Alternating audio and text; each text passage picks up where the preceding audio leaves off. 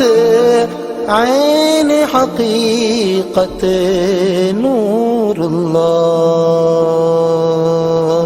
حسبی ربی جل اللہ.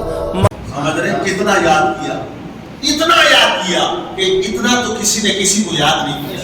اسی لیے ہمیں محبت اپنے رسول سے کرنی چاہیے، کسی دنیا دار سے نہیں کرنی چاہیے، کسی فلمی اسٹار سے نہیں کرنی چاہیے، کسی کرکٹر سے نہیں کرنی چاہیے، کیونکہ کوئی فلمی اسٹار ہمیں نہیں جانتا. آج مسلمانوں کا حال آپ دیکھ سکتے ہیں. ایک مووی آئی تھی ابھی پیچھے، دھوم مچا دی تھی. اس نے کہا تھا لوگ اور مسلمانوں نے اتنا اس کا پرچار کرا، اتنا پرچار کیا کہ اس ہیرو کی محبت میں انہوں نے اپنے سینے پھاڑ دیے، انہوں نے دنگے کر دیے.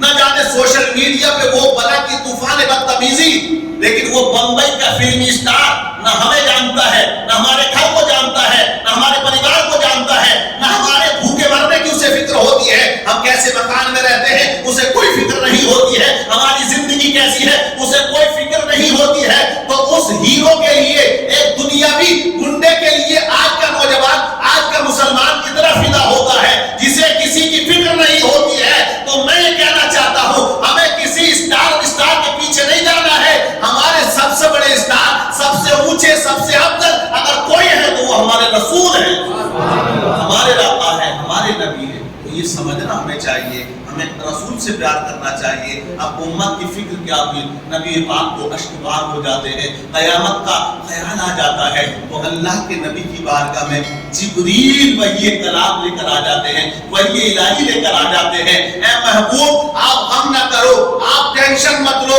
آپ فکر نہ کرو. واقعی پہلے کی امتوں کو ہم نے لمبی عمر عطا فرمائی، لیکن ہم نے تمہاری امت کے لیے یہ انعام عطا فرما دیا ہے، یہ تحفہ عطا فرما دیا ہے، یہ گفٹ عطا فرما دیا ہے. اگر آپ کی امت شب قدر کے اندر اگر جاگ کر اللہ کی عبادت کر لے گی، اللہ کا ذکر کر لے گی، تو اللہ اسے 1000 مہینوں کی عبادت کا ثواب عطا فرما دے گا.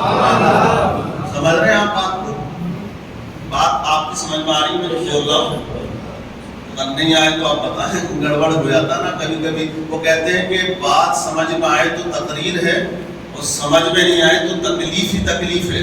کہ مولانا صاحب کب ختم کریں گے، بہت دیر ہو گئی ہے نا. انگلش میں کہاوت ہے کہ شارٹ اینڈ سویٹ، بات چھوٹی ہو مگر میٹھی ہو تو اچھی لگتی ہے.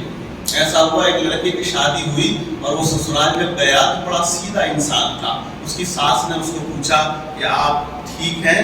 وہ کچھ نہیں بولا.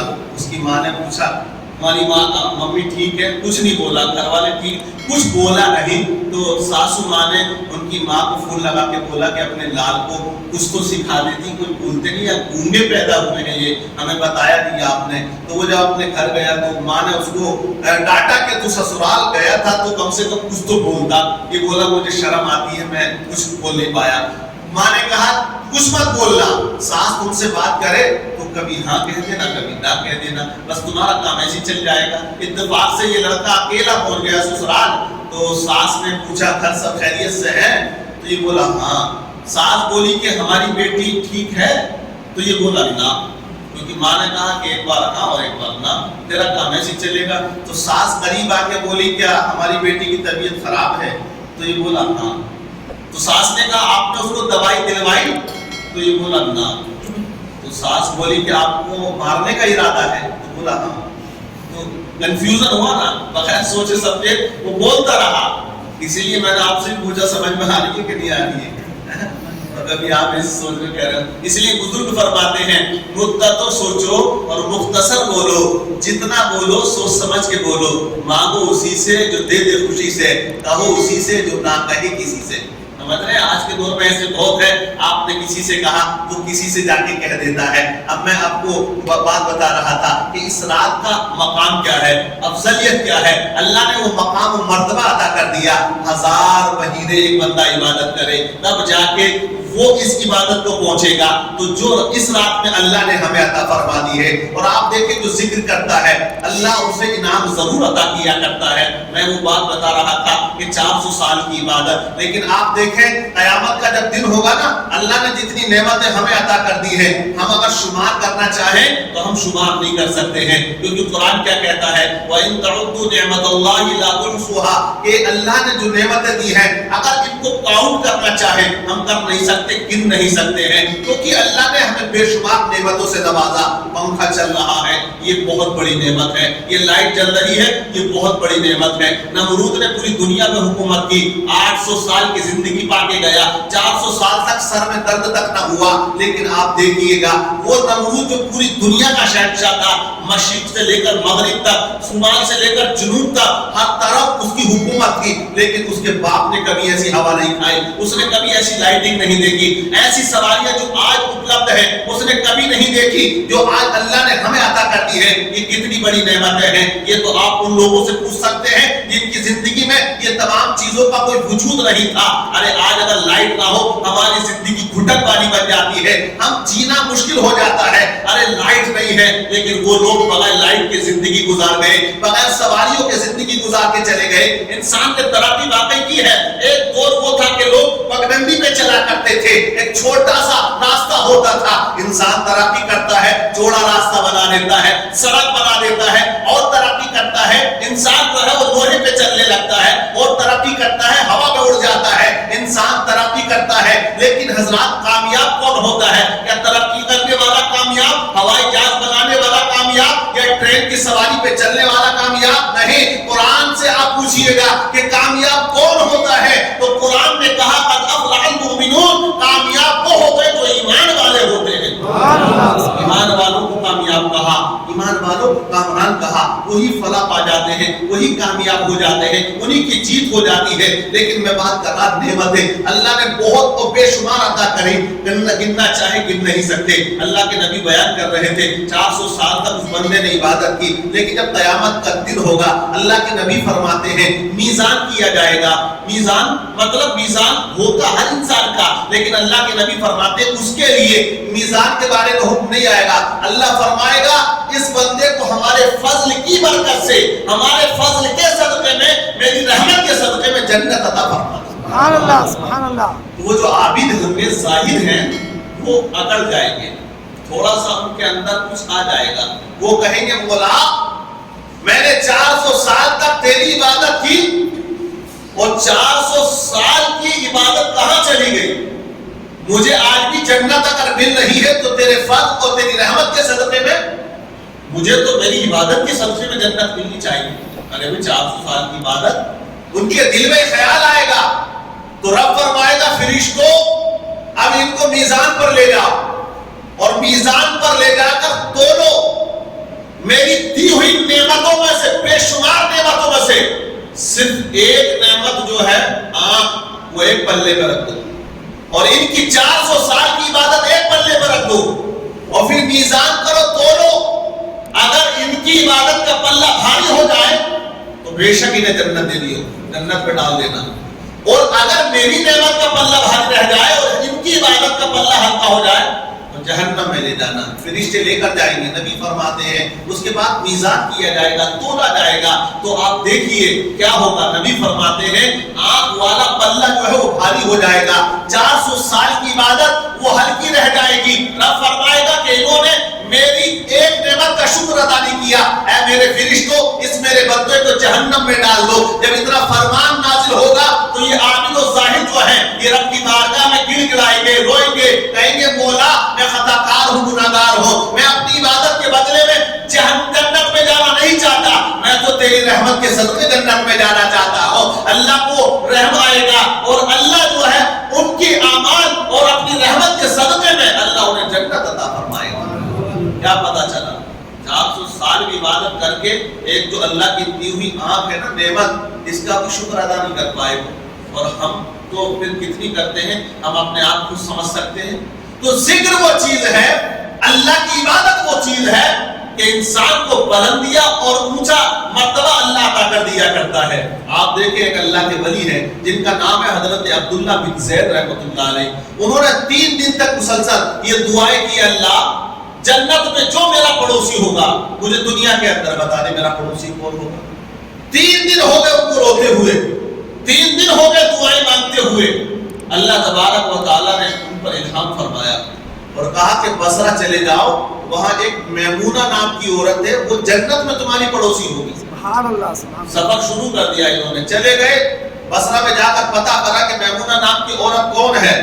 تو لوگوں نے کہا وہ تو جنگل میں رہتی ہیں اور بکریاں چرانے کا کام کرتی ہیں، جنگل میں رہتی ہیں اور وہ بکریاں چرایا کرتی ہیں. حضرت عبداللہ بن زید رحمۃ اللہ علیہ جنگل میں ان کو ڈھونڈتے تلاش کرتے ہوئے جب دور نکل جاتے ہیں، لوگوں نے کہا اس طرف مت جانا، اس طرف خونخوار بھیڑیے رہتے ہیں، خونخوار شیر رہتا ہے، اس وادی میں ہرگز نہ جائیے گا. انہوں نے تمام جنگل میں تلاش کرا لیکن ان کا پتہ نہ چلا. لیکن جو وادی خونخوار کی بھیڑیوں کی وادی کہلاتی تھی ادھر ہی چلے جاتے ہیں. کیا دیکھا دور و دراز جا کر جنگل کے اندر درخت کے نیچے حضرت میمونہ اللہ کی عبادت کر رہی ہے، مصلی بچھائے ہوئے ہیں اور نماز پڑھ رہی ہیں. حضرت عبداللہ بن زید رحمۃ اللہ علیہ جا کر بیٹھ جاتے ہیں اور انتظار کرتے ہیں کہ وہ اپنی نماز کو مکمل کریں. حضرات جیسے ہی وہ نماز مکمل کرتی ہیں سلام پھیرتی ہیں. حضرت عبداللہ بن زید سلام کرتے ہیں. حضرت میمونہ ان کو دیکھ کر فرماتی ہے اے عبداللہ یہاں کیا کرنے آئے ہو؟ تمہاری ہماری ملاقات تو جنت میں ہونی تھی. ارے آپ دیکھیں تو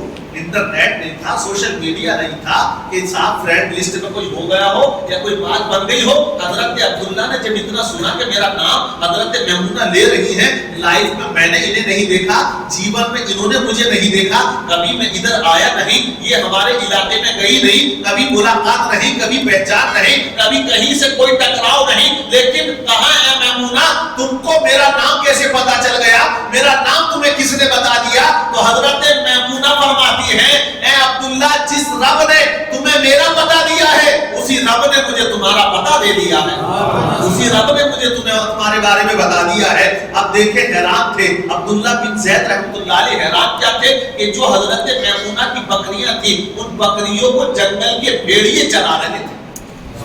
جنگل کے بھیڑیے بکریوں کو چرا رہے، رکھوالی کر رہے. اور بھیڑیا وہ ہوتا ہے جو پھاڑ دیتا ہے، بریانی بنا دیتا ہے، اس کو وہیں ہاتھوں ہاتھ ختم کر دیتا ہے. حضرت عبداللہ بن زید رحمۃ اللہ علیہ حیران تھے کہ حضرت میمونہ کی جو بکریاں ہیں ان کو جنگل کے بھیڑیے چرا رہے ہیں، رکھوالی کر رہے ہیں. حضرت میمونہ سے عبداللہ بن زید رحمۃ اللہ علیہ نے فرمایا اے میمونہ یہ بتاؤ کہ جنگل کے بھیڑیوں اور بکریوں کی کب سے صلح ہو گئی ہے؟ ان کے اندر تو بہت بڑی دشمنی ہے، لیکن یہاں تو میں کچھ اور منظر دیکھ رہا ہوں. حضرت میمونہ نے کہا اے عبداللہ بن زید جس دن سے میں نے اپنے رب سے صلح کر لی ہے اسی دن سے میری بکریوں نے بھیڑیوں سے صلح کر لی ہے. پتا کیا چلا؟ ارے تو اللہ کا ہو گیا ساری کائنات اس کی ہو جاتی ہے نا. صحابی رسول حضرت سنیرہ رحمۃ اللہ علیہ تھے، وہ جنگل سے گزر رہے تھے، صحابی رسول تھے رضی اللہ تعالیٰ عنہ. تو جنگل میں شیر آ جاتا ہے، انہوں نے کہا وہ اپنے قافلے اپنے لشکر سے بچھڑ گئے. حضرت سنیرہ رضی اللہ تعالیٰ عنہ فرمانے لگے اے بھیڑیا تو کیا دیکھتا ہے؟ اے شیر میرے قریب کیوں آتا ہے؟ میں محمد عربی کا غلام ہوں. جب اتنا کہا تو وہی جنگل کا شیر آگے آگے چل کے آپ کو راستہ بتا رہا تھا. پتہ یہ چلا کہ جو اللہ کا ہو جاتا ہے، اللہ کا ذکر کرتا ہے، ساری کائنات اس کی ہو جاتی ہے، سب کچھ اس کا ہو جاتا ہے. آپ پڑھے حضرت یوسف علیہ السلام کی تاریخ، حضرت زلیخا نام سنا ہے سورہ یوسف، آپ نے پڑھا سنا ہوگا قرآن پاک میں. 12ویں پارے سے شروع ہوتی ہے، 13ویں میں جا کے ختم ہو جاتی ہے. ایک اچھا قصہ اللہ بیان کرتا ہے، اسے احسن قصہ کہا گیا. حضرت زلیخا کیا تھا؟ حضرت یوسف پر فدا تھی، جان و دل سے قربان تھی. حضرت یوسف علیہ السلام پر الزام تک لگا دیا کہ انہوں نے میرے ساتھ بد کلامی کی ہے، میرے ساتھ مطلب اپنا ہاتھ دراز کیا ہے. قرآن نے اس کا ذکر کر بیان کیا. فلما رأى قميصه قد من دبر، قرآن کہتا ہے کہ جب ان کو پکڑا گیا دروازے کے سامنے، وقت کا عزیز تھا کیونکہ جو شوہر تھا زلیخا کا وہ وقت کا عزیز تھا، وزیر اعظم تھا، اس نے دیکھ لیا زلیخا کے ہاتھ میں جو تھا وہ دامن کا حضرت یوسف علیہ السلام تھا. حضرت یوسف علیہ السلام باہر تھے تو اب مشورہ کیا گیا غلطی کس کی ہے. زلیخا نے تو تہمت لگا دی، الزام لگا دیا کہ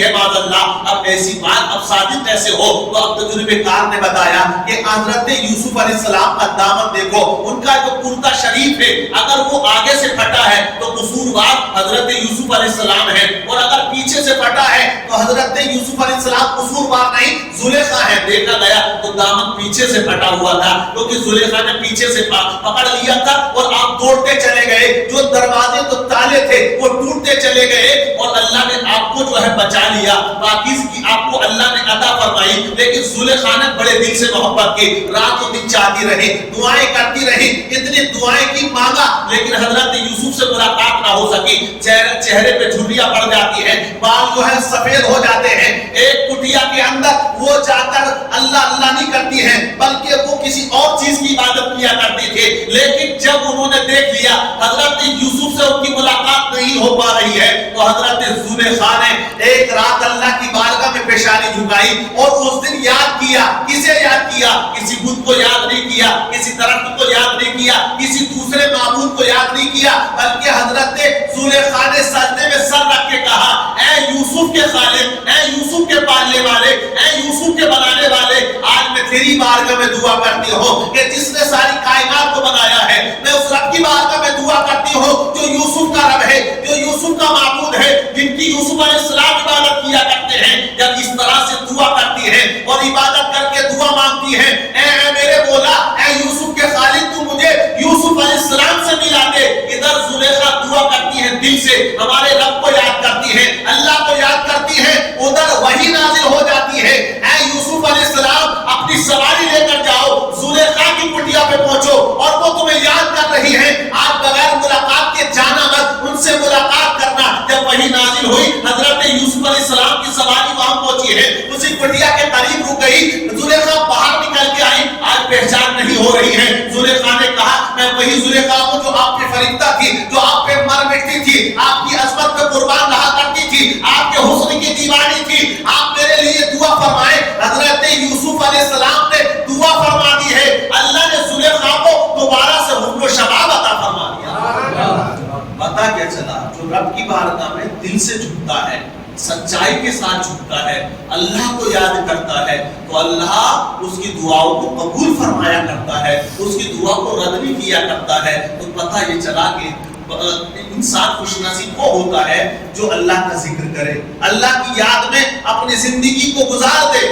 ماہ رمضان المبارک مقدس مہینہ، اس مقدس مہینے میں وہ رات عطا فرمائی جب ابتدائے رمضان ہوتا ہے۔ حدیث پڑھیے گا، نبی نے فرمایا، اے لوگوں، ایسا مہینہ جلوگر ہونے والا ہے جو رحمت والا ہے، جو عظمت والا ہے، جو برکتوں والا ہے، جو رفعتوں والا ہے۔ جب ماہ رمضان المبارک کی فضیلت کو ہمارے پیغمبر بیان فرماتے ہیں تو نبی یہاں یہ بھی ارشاد فرماتے ہیں، اے میرے صحابہ، وہ مہینہ جلوگر ہونے والا ہے جو عظمتوں والا ہے، لیکن اسی عظمت والے مہینے میں اللہ نے ایک رات ایسی بنائی ہے جسے لیلۃ القدر کہا جاتا ہے، جسے شب قدر کہا جاتا ہے۔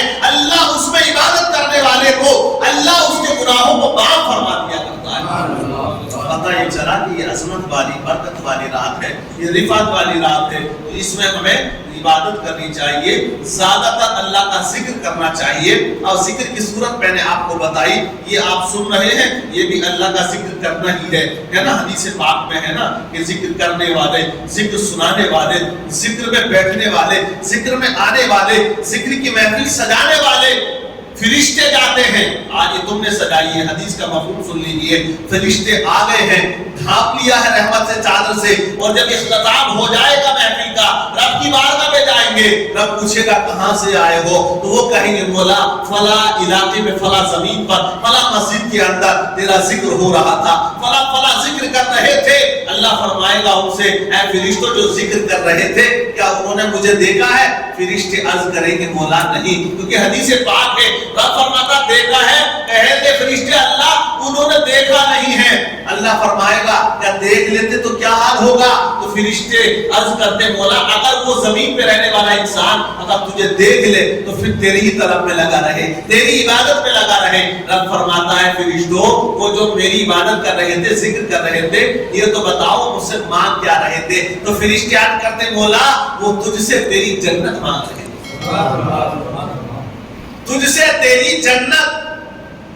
فرشتوں سے رب فرماتا ہے، فرشتوں جنت دیکھی ہے انہوں نے، جنت کی محلات، جنت کی زیبائش، جنت کی آرائش، فرشتے عرض کرتے مولا نہیں دیکھی۔ رب فرماتا اگر جنت کو دیکھ لے میرا بندہ تو کیا حال ہو؟ تو فرشتے عرض کرتے مولا اگر جنت کو دیکھ لے تو وہ پھر کسی چیز کا طلبگار نہ ہو، اگر وہ طلب کرے متمنی ہو تو تیری جنت کا طلبگار ہو جائے۔ ارے جنت کوئی ایسی ایسی چیز کا نام تھوڑی نہ ہے، جنت بہت خوبصورت جگہ کا نام ہے جس میں دودھ کی نہریں ہیں، شہد کی نہریں ہیں، جس میں کسی چیز کی کوئی کمی نہیں۔ آپ کو سیب کھانا ہے دنیا میں تو مارکیٹ جاؤ گے، بازار سے سودا لے کے آؤ گے، اس سے بات کرو گے، تب جا کے آپ ایک سیب کھا پاتے ہو۔ لیکن جنت کے اندر ایسا کچھ نہیں ہوگا۔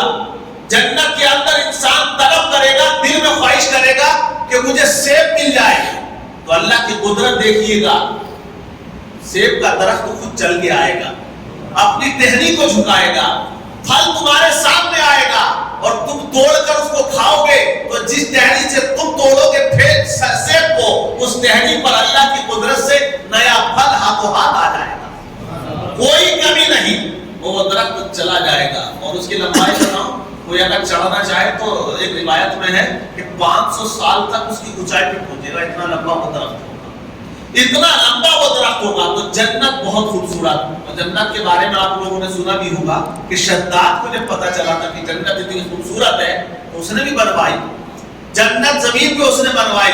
علماء نے اسے بتایا کہ تو جنت کے کام کر، اس نے کہا کہ جنت کیا چیز ہے؟ بولے جنت میں نہریں ہیں، شہد کی نہر، دودھ کی نہر، حوریں ہیں، غلمان ہیں، بڑے بڑے محلات ہیں۔ اس نے کہا میں بنواؤں گا۔ تاریخ میں آپ نے سنا ہو نہ سنا ہو، لیکن میں آپ کو بتا دیتا ہوں 40 سال لگے تھے اس جنت کو بنوانے کے لیے۔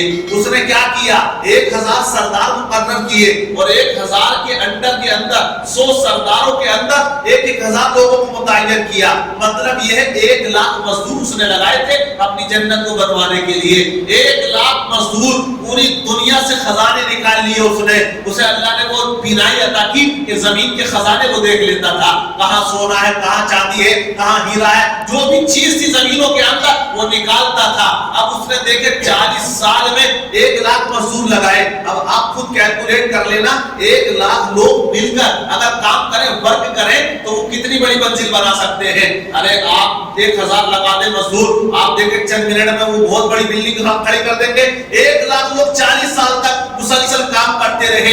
اتنی بڑی بلڈنگ، اتنی بڑی عمارت انہوں نے بنائی کہ اس میں سب کچھ رکھ دیا تھا۔ جو علماء بتاتے تھے جنت ایسی ہے، وہ چیز لا کے رکھ دیا کرتا تھا۔ ہیرے اور یاقوت کی اس نے دیواریں بنوائی۔ جب سورج نکلتا تھا تو سورج کی کرنیں اس دیوار پہ پڑتی تھی تو لوگ دیوار کو دیکھ نہیں پاتے تھے، اتنی چمک اس کے اندر آتی تھی۔ اس نے بڑی بڑی خوبصورت لڑکیاں رکھ دی، بڑے بڑے نوجوان اس نے غلاموں کی جگہ رکھ دیے۔ جب مکمل طریقے سے تیار ہوئی تو چلا بڑے شاہی انداز میں، گھوڑے پہ سوار ہو کے لشکر اس کا پہرا دے رہا ہے، کوئی نہیں آنے پائے، کرفیو نافذ کر دیا جائے۔ آج وقت کا بادشاہ، وقت کا شہنشاہ اپنی جنت دیکھنے جا رہا ہے۔ لیکن کیا ہوا؟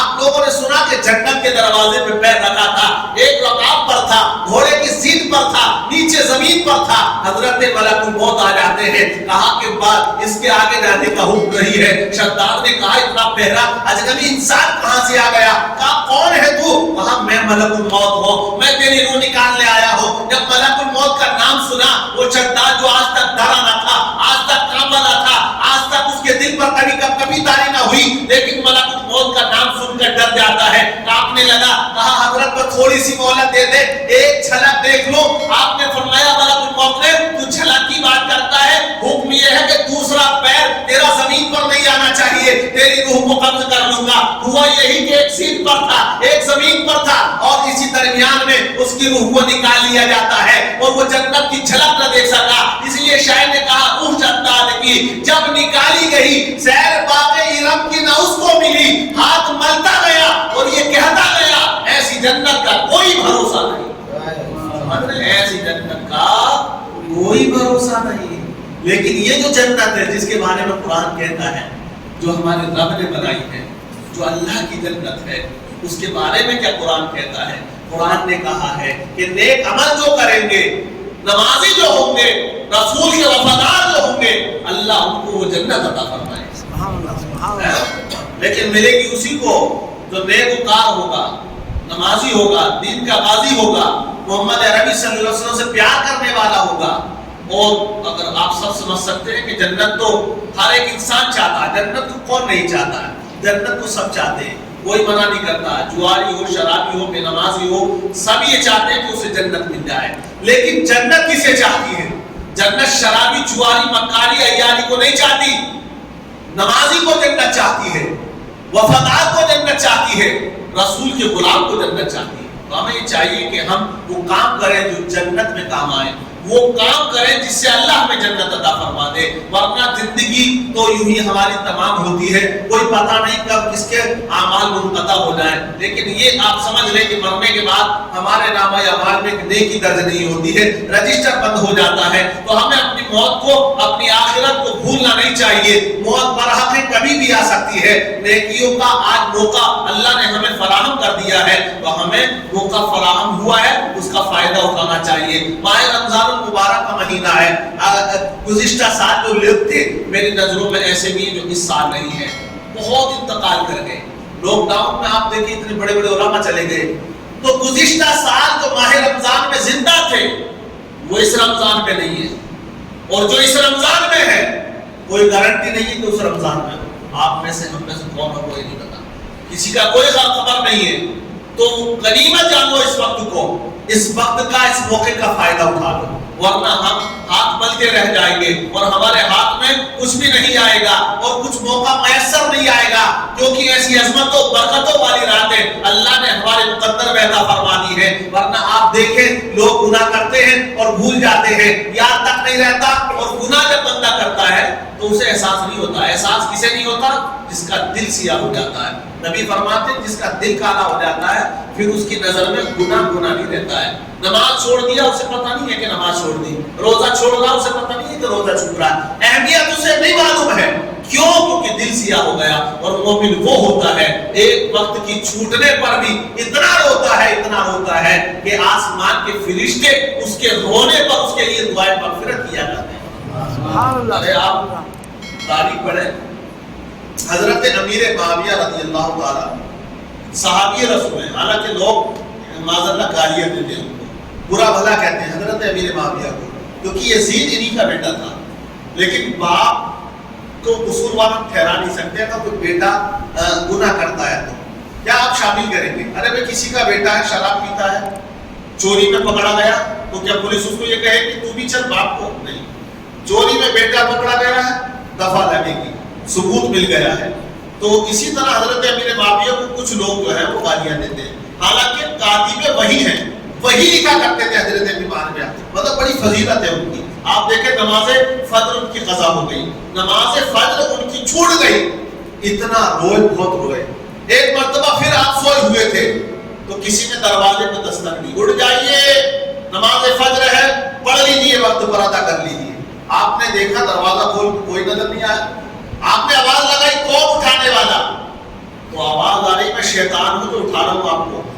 تو حضرت امیر معاویہ فرماتے ہیں کہ شیطان تو سلاتا ہے، نماز سے روکتا ہے، تو کیسا آدمی ہے، تو کون سا شیطان ہے جو مجھے نماز کے لیے اٹھا رہا ہے؟ تو شیطان نے کہا حضرات پچھلے ہفتے نماز فجر آپ کی قضا ہوئی تھی اور آپ اتنا روئے، اس کے غم میں اتنا روئے، اللہ تعالیٰ نے آپ کو ایک نماز کے بدلے نہیں، آپ کو اس نماز کے صدقے جو آپ کی چھوٹی اور رونے کی وجہ سے اللہ نے آپ کو 70 نمازوں کا ثواب عطا فرما دیا.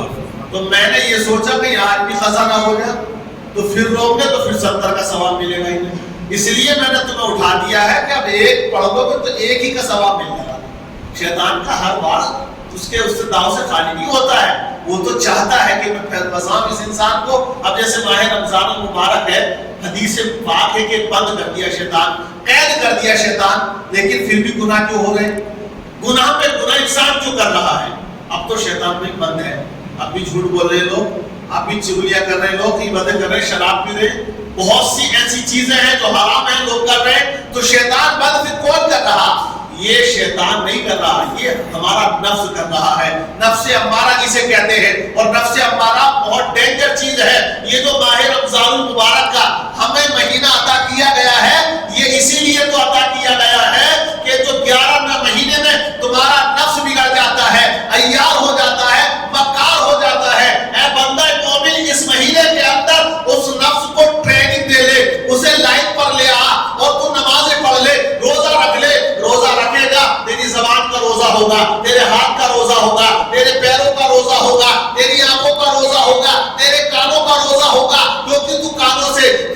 सुन सकता, हराम कलिमात नहीं सुन सकता, रोजे की हालत में ज़बान से झूठ नहीं बोल सकता, अपने हाथों से हराम काम नहीं कर सकता, अपने पैरों से हराम काम की तरफ तू अपना कदम नहीं बढ़ा सकता है। इसलिए तुझे ट्रेनिंग के लिए हम ये महीना अता कर रहे हैं, ताकि तेरा नफ्स जो बिगड़ चुका है, जो गुनाहों का आदी हो चुका है, वो नेकियों का आदी हो जाए, और नेकियों का आदी हो जाएगा और तू अपनी जिंदगी को मुकम्मल तरीके से रमजान की तरह गुजारने लगेगा, तो हम तुझे मौत ईद की तरह अता फरमा देंगे। तुझे मौत हम ईद की तरह अता फरमा देंगे, क्योंकि जिंदगी रमजान की तरह होगी तो मौत ईद की तरह होगी। खुशी होती है ना, आज मौत तोहफतुल मोमिन, मौत मोमिन के लिए एक गिफ्ट है, एक अवार्ड है, एक इनाम है। मोमिन जब मरता है तो डरता नहीं है, हदीस पाक में है, अल्लाह के नबी ने फरमाया। और एक इंसान ने अल्लाह के वली से जाके फरमाया, मौत से डर लगता है हज़रत, क्या करूं? तो उन्होंने फरमाया, इबादत कर, नेकियां कर। नेकियां करेगा, इबादत करेगा, सदका और खैरात करेगा, फिर बताना। चंद दिन गुजरे थे, फिर वो आता है और आकर क्या कहा, हजरत पहले मौत से डर लगता था, अब तो मौत को सीने लगाने से दिल करता है, मौत को सीने लगाने दिल चाहता है, क्योंकि नेकियां जब ज्यादा होती हैं तो फिर मौत का खौफ नहीं होता है, नेकियां जब कम होती है ना फिर मौत से डर लगा करता है। और जब रूह निकाली जाती है ऐसे इंसान की जो बेनमाजी था तो बड़ा तड़पता है, और मोमिन की रूह के बारे में नबी ने फरमाया, ऐसे निकाल ली जाती है जैसे गूंदे हुए आटे से बाल निकाल लिया जाता है। समझ रहे? वक्त मुझे लग रहा हो ही चुका है, 1 घंटे के ऊपर मामला बन गया है, और ज्यादा वो कहते हैं कि फिर या तो इतना मत पिलाओ कि फिर ओवर हो जाए, है ना। तो इंशाअल्लाह फिर कभी मुलाकात हुई, बात होगी। अल्लाह ताला हम सबको अमल की तौफीक अता फरमाए, और माह रमजान मुबारक में ज्यादा इबादत करने की तौफीक अता फरमाए।